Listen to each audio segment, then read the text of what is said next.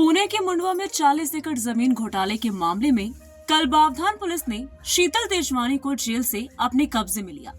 Pod court में पेश करने के बाद उसे 8 दिनों की 23 दिसंबर तक पुलिस रिमांड पर भेजा गया है। इस मामले में एक और आरोपी की गिरफ्तारी हुई है। कुछ और नए खुलासे हुए हैं। पुलिस अगले 8 दिनों में कुछ और खुलासे करेगी।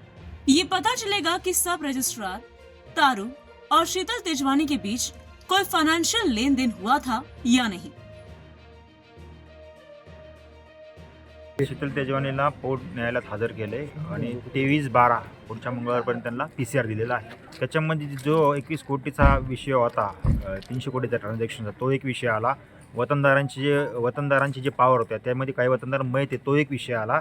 आणि त्याच्यामध्ये 300 कोटीचे ट्रान्झॅक्शन झाले, पण ते कसे झाले, काय झाले, कुठे कोणाकोण आले, त्या संदर्भात एक युक्तिवाद झाला।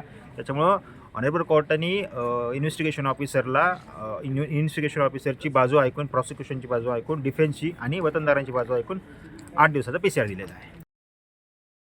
Bureau report, V-SRS news, Pune, Maharashtra.